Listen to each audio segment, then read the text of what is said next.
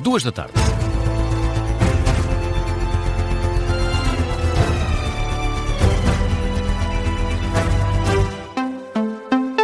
Está a começar o Jornal das Duas com a edição do Miguel Videira. Miguel, depois do PS ter pedido uma audição, ou a audição urgente do Ministro dos Negócios Estrangeiros, o PCP vem propor agora uma comissão parlamentar de inquérito ao uso pelos Estados Unidos da base das Lajes no âmbito da intervenção militar no Irão. O PCP entende que há explicações a dar depois do secretário de Estado norte-americano, Marco Rubio, ter revelado em entrevista à Fox News que o governo português autorizou a utilização da base da Ilha Terceira, antes mesmo de saber qual a natureza do pedido, ou seja, sem que soubesse que seria usada no âmbito ofensiva militar conjunta de Estados Unidos e Israel contra o Irão. O governo já vem negar, o secretário-geral do PCP, Paulo Raimundo, não está convencido. Não só denunciamos o arrastar do país para esta situação a partir da base das Lajes, como avançámos com a proposta de comissão de inquérito para se esclarecer tudo sobre esta matéria. E é uma comissão de inquérito que estamos convencidos que vai mesmo para a frente. Porque pelos vistos, todos os outros partidos querem ver esclarecida a situação e o Governo também terá interesse em ter um espaço privilegiado para dar os esclarecimentos todos que quer dar. Esclarecimentos é também o que pede o PS. O líder parlamentar, Eurico Brilhante Dias, quer a presença do Ministro dos Negócios Estrangeiros, Paulo Rangel, na Assembleia da República. O Governo português ontem colocou Portugal perante uma humilhação à escala planetária. Um país subserviente, um país que não pergunta, um país que não foi capaz de defender o interesse nacional, porque teve um governo que não defendeu o seu interesse nacional. Em comunicado, o Ministério dos Negócios Estrangeiros refere que o pedido dos Estados Unidos a Portugal para a utilização da base das Lajes só foi feito já depois do ataque ao Irão. Esclarecimento que não convence PS e PCP. E a lei do retorno de imigrantes vai ser discutida na especialidade sem ter sido votada. A proposta, que tem levantado várias dúvidas, foi debatida ao final da manhã no Parlamento, mas, como dizia João, não foi a votos. O PSD pediu que a proposta de lei seja apreciada na Comissão de Assuntos Constitucionais, depois das dúvidas suscitadas por várias entidades, aqui incluído o Presidente da Assembleia da República, que, apesar de ter aceitado a proposta, pediu que essa mesma proposta seja revista durante a fase de discussão ponto a ponto. No Parlamento, esta sexta-feira, o Ministro da Presidência, António Leitão Amaro, garantiu que a lei aproxima Portugal da Europa, mas pede também que se resolvam todas as dúvidas que existam. Se há quaisquer dúvidas sobre princípios fundamentais, como o principal, que é o da defesa do superior interesse da criança ou o cumprimento do princípio da não repulsão, essas dúvidas têm que ser acauteladas, cumprindo também a legislação europeia. Este pacote de asilo, aliás, de retorno e asilo, alinha-nos com as diretivas europeias. O que fazemos?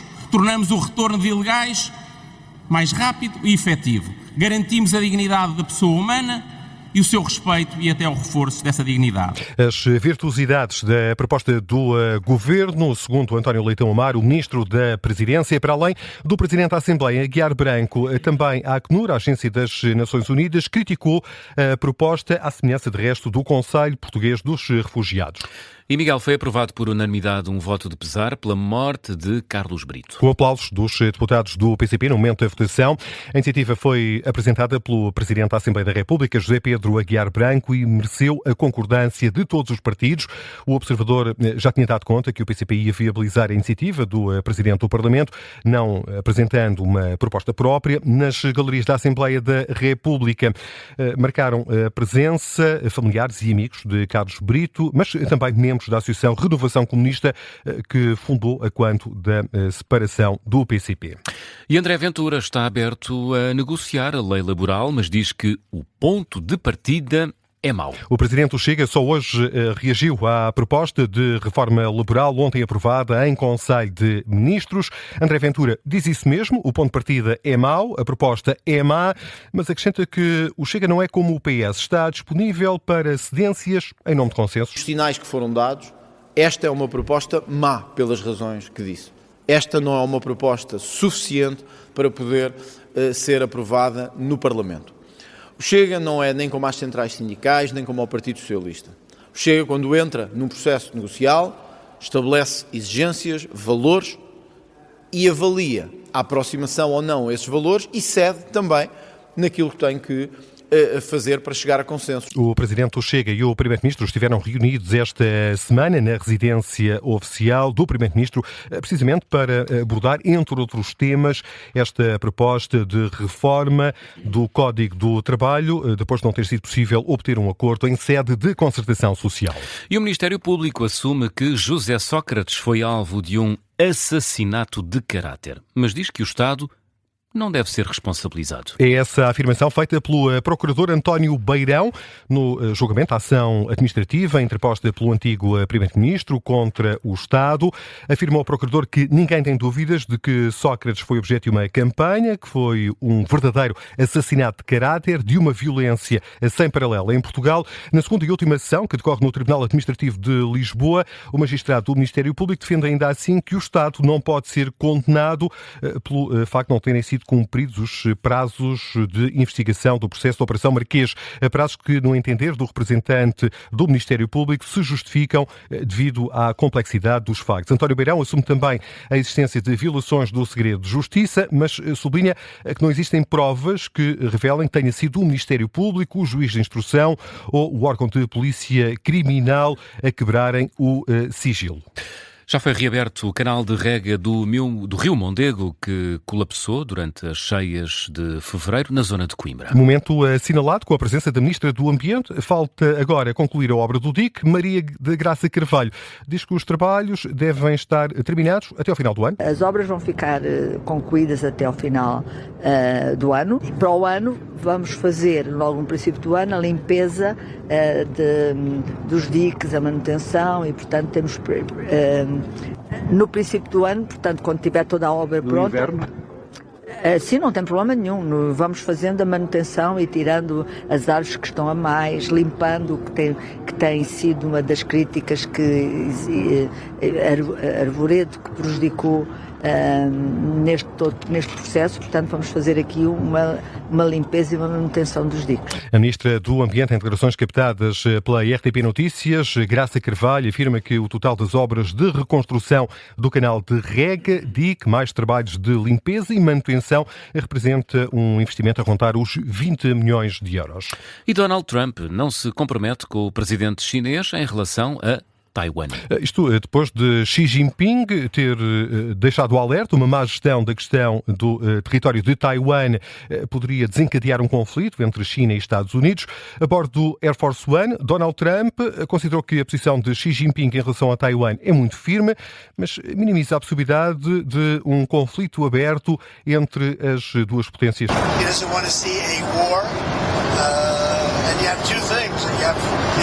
Ele não quer ver uma guerra e também há duas situações. A primeira, no Irão, acho que concordamos quase totalmente, além de que ele é um comprador e nós não. E há ainda a situação no Taiwan. Ele não quer ver um movimento independentista. Ele diz que a China teve o território há milhares de anos, depois deixou de ter e agora quer de volta. No que diz respeito ao Taiwan, ele tem uma opinião muito firme. Eu não me comprometi de forma alguma. O presidente dos Estados Unidos deu também a entender que ainda não foi tomada qualquer decisão sobre futuras vendas de armas a Taiwan. Diz Trump que vai tomar uma decisão nos próximos dias. E o chanceler alemão diz que o Irão tem de se sentar na mesa das negociações agora. É o que escreve Friedrich Merz numa publicação na rede social X. Revela que falou com Donald Trump por telefone, momentos antes do presidente norte-americano embarcar no Air Force One, depois da visita à China. A conversa entre os dois teve como base a situação no Irão, na Ucrânia e a NATO. Sobre o Irão, Merz diz que os dois concordam que o Irão tem de começar a negociar, tem de abrir o Estreito de Hormuz e não pode ter armas nucleares. Vamos ao desporto neste Jornal das Duas. Rui Borges fez há pouco a antevisão do jogo de amanhã, frente ao Gil Vicente. A vitória garante o segundo lugar no campeonato aos Leões e também o acesso ao play-off da Liga dos Campeões. É o objetivo do Sporting, sendo que Rui Borges avisa que não vai ser fácil derrotar a equipa de Barcelos. Estão a fazer uma grande época e amanhã não deixarão de ser o Gil que tem sido. É uma equipa muito... gosta de ter bola também, que tem um processo bem definido, muito forte no 1 para 1, nos corredores. Alas, uma equipa muito forte também em cruzamento, é das mais eficazes também em zonas de cruzamento, equipa que bate bem fora, tem alguns golos fora da área, por isso É uma equipa muito, muito boa e que está a fazer uma grande época. Os avisos de Rui Borges, de Bassi e Morten Ullmann continuam sem ser opções para o Sporting e para o técnico leonino. Vagianidi está em dúvida. A partida de amanhã, frente ao Gil Vicente, tem início marcado para as 8h30 da noite. Luís Godinho é o árbitro. 2h10. Miguel, que outras notícias estão a marcar esta sexta-feira? Ainda ao futebol, agora é oficial, Rodrigo Salazar vai mesmo jogar de leão ao peito. O Sporting anunciou ao início da tarde, em comunicado, a contratação do jogador uruguai do Braga pelo valor de 30 milhões de euros. O contrato é válido para as próximas 5 temporadas. É fixada uma cláusula de rescisão de 80 milhões de euros. Está na estrada a 7ª etapa da Volta à Itália em bicicleta. Tem como camisola rosa, símbolo da liderança, Afonso Eulálio, da equipa Bahrein. A etapa de hoje é particularmente difícil, tem 244 quilómetros. A chegada, os últimos quilómetros, 13 quilómetros, sempre a subir. Já está cumprida mais de metade da tirada. Como está a correr esta tirada ao corredor português, João? Faltam nesta altura 70 quilómetros para se chegar ao final da 7ª etapa do Giro de Itália e acabar então no topo do Blockhaus, essa montanha que é sempre a subir durante 13 quilómetros e meio. Ora, o pelotão seguia a 5 minutos do grupeto de fugitivos e na cabeça do pelotão tem seguido sempre Afonso Eulálio com os companheiros de equipa, mas na última hora a equipa da Visma com Jonas Vingegaard saltou para a frente, como que a dizer, nós estamos aqui e queremos que o dinamarquês ganhe o Giro de Itália. Se assim acontecer, deixa-me fazer aqui um parênteses, se assim acontecer, estamos perante um corredor que ganhou os 3 giros. Vamos, os 3 grandes volta voltas. À França, volta à Itália, volta à Espanha. Exatamente. Vamos esperar pelo final da etapa porque segue bem Afonso Eulálio no Giro de Itália. Vamos acompanhar esta importante tirada na expectativa de que o português consiga manter a camisola rosa.